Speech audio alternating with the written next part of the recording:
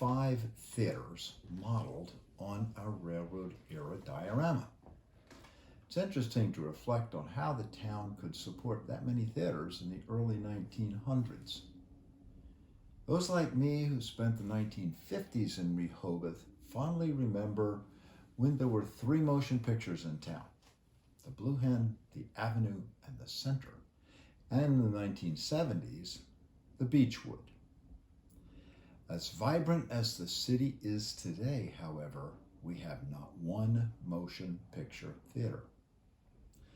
Let's reimagine for a moment Rehoboth during the railroad era. Photographs from the era confirm to us that Rehoboth was as vibrant during the railroad era as it is today. Consider that there were 2 regularly scheduled passenger trains arriving in town within a block of the beach every day. And multiple times during the week, there were special excursion trains, sometimes with 7 or 8 train cars full of folks. The town was growing rapidly. Wealthy folks from Wilmington, Baltimore, and Washington, D.C., and even nearby Lewis, Laurel, and Harrington were rapidly building large cottages on the boardwalk and along the tree-lined avenues about the city. During the summer, mothers and their families resided here, with the fathers coming by train to join them on Friday evening. 2 pastimes were as important during the railroad era as they are today: beach going and walking the boardwalk. The boardwalk was busy day and night, with women dressed in long dresses, parasols, and brimmed bonnets, men in jackets, ties, and boater hats.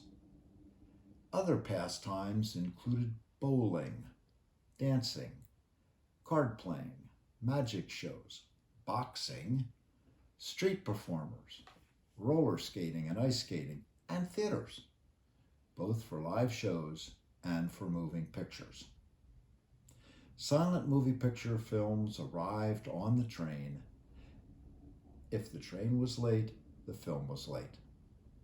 So let's take a short diorama walk around the end of Rehoboth Avenue, starting on the boardwalk at the Casino Hotel, which became the Bellhaven in 1912. It was the height of Rehoboth's railroad era. The 1910 Sanborn insurance map clearly indicated the theater that we find here between the Casino Hotel and its bathhouse. This is the southeast corner of the Rehoboth and Surf Avenues. Note the moving pictures sign above the 1-story theater building. There are no pictures of this particular structure, so the model of the theater was based on the insurance company plot plan. Interestingly, by the 1922 Sanborn map, the theater building was gone, perhaps removed as the property was remodeled to the Bellhaven in 1912, or maybe the theater building was flooded and destroyed by the storm of 1914. But back to 1910. As you walked by the Casino Hotel on Surf Avenue, which was to the inside of the boardwalk, and you looked to the right, you would see the entrance to Horn's Pavilion Theater. If you've seen my video on Horn's Pavilion, you know that it included a menagerie of business activities. As the sign signifies, one of those was the theater. Horn's added this theater to the pavilion about 1905. It's probably in the upstairs that you can see in the image. The theater lasted for about 9 years. If you've seen the earlier videos, you already know that the whole Horn's Pavilion structure was destroyed in the 1914 storm. It was never rebuilt. Continuing our walk across the front of Horn's Pavilion, we get to the north side of Rehoboth Avenue and start our walk down the avenue. First, we pass the Baltimore YWCA building, which is at the location currently occupied by Dolly's. The structure is the most recent addition to the diorama. The pasture in 1910 was behind that building, and it serviced the cottage of R.T. Waters, who was the guy who gave the property to the Baltimore Y in 1905. We pass the Royal Roller Rink and arrive at the Royal Vaudeville Theater. That's theater number 3 if you're counting. Here is an actual picture of the theater.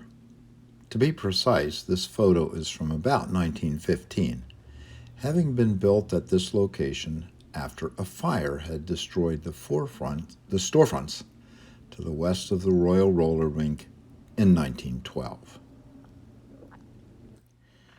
As you can see, this was a motion picture theater dedicated to vaudeville.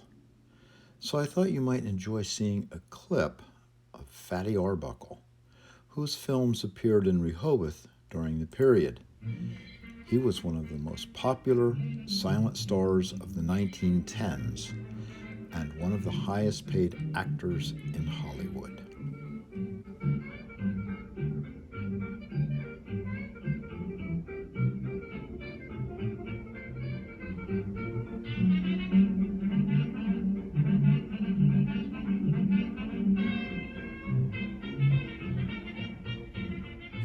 Vaudeville was not necessarily appreciated by Rehoboth's religious community. On July 12, 1899, Commodore Schock, one of the city's commissioners, reported that permits had not been issued for vaudeville theaters and that such performances were objectionable. And this was well after the camp meetings were no longer held in the town. Back on the sidewalk, we proceed down the avenue past the Royal Roller Rink and a series of storefronts that housed Horn's offices and pool hall, S.R. Barnum's popcorn and candy store, and Ralph Wingate printers. Here at the west end of those storefronts, we arrive at another pair of theaters. The one on the left here is the Harry S. Newman Moving Picture Theater. Harry Newman was from Middletown, Delaware, and owned a cottage in Rehoboth. He had just invested in that theater. Here is the original picture from 1911. It formed the basis on which the diorama model was constructed. We're lucky to have the picture. The theater does not show on the 1910 Sanborn insurance map, so one must assume that it was built in 1911. On the night of August 17, 1912, that's 1 year later, Mr. Newman's theater burned down, along with the casino theater pictured here to its right, and the rest of the storefronts we just walked by. The Royal Roller Rink itself survived.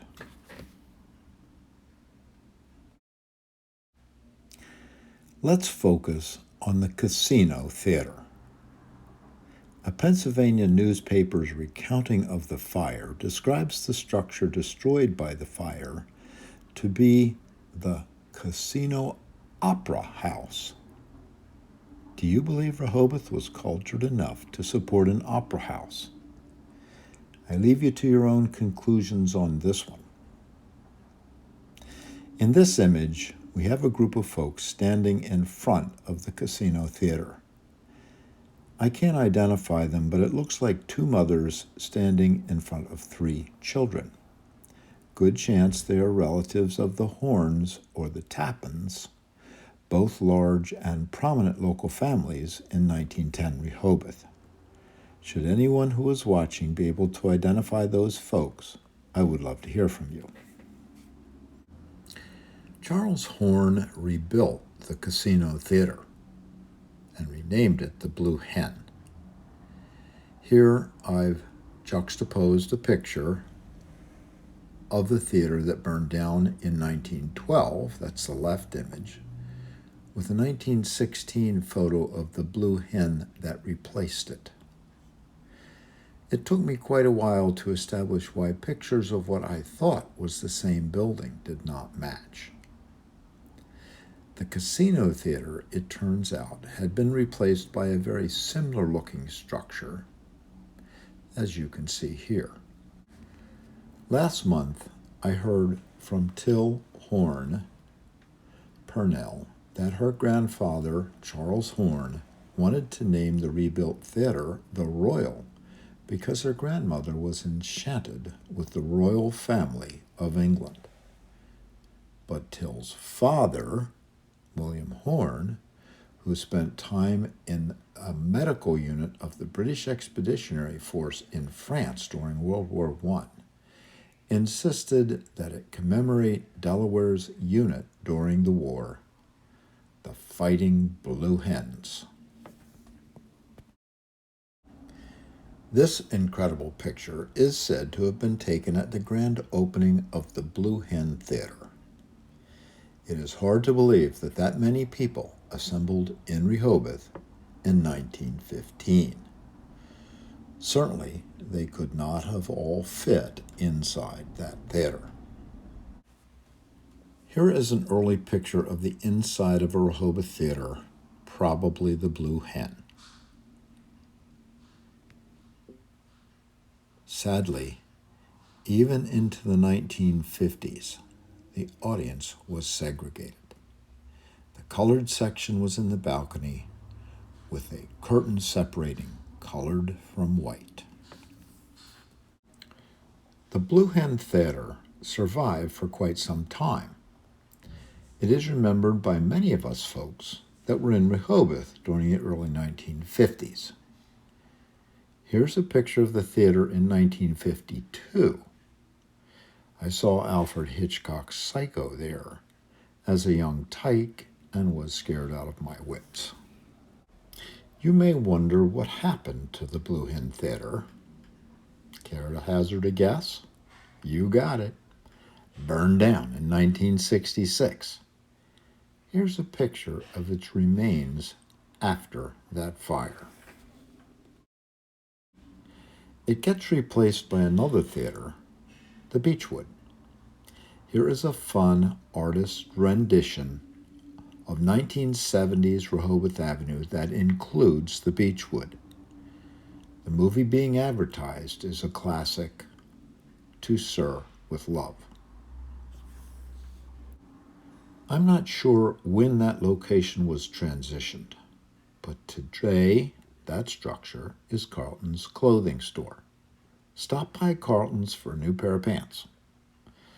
While you're there, see if you can find the now covered but framed out opening from which the projector would have beamed the movie. And in the back, walk up the few steps to the women's section. You will be on the theater's stage. But let's get back to the railroad era. Here's a picture of Till Horn in front of the Blue Hen Theater in about 1924. Till is now living in Virginia. She celebrated her 99th birthday on September 1st this year, 2020. I have had the luxury of getting to know her through her daughter Alice. It was Till's grandfather, Charles Solomon Horn, who built that theater in Rehoboth in 1915. I'd like you to notice the poster that is pictured over Till's right shoulder. The silent movie being shown at the Blue Hen Theater, released in 1922, is Tess of the Storm Country, featuring Mary Pickford.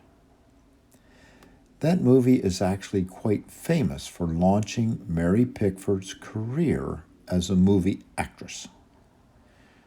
Pickford would ultimately achieve worldwide acclaim, being received even in European cities to mobbing crowds, the way the Beatles were received 50 years later in the U.S.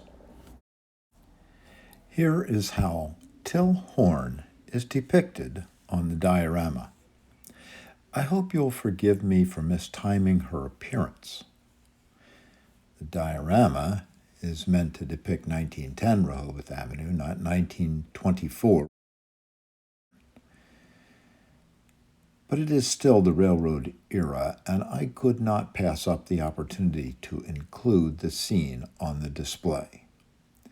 Notice the poster just behind Till's right shoulder on the diorama. It, too, is for Tess of the Storm Country. Pretty cool, right? And when you get an opportunity to see the diorama in person, look for this scene. The 1922 version of Tess of the Storm Country silent movie is available. Here's a short clip from that movie meant to have you experience what it was like to see the movie in the Blue Hen Theater in Rehoboth. Don't expect to hear any audio.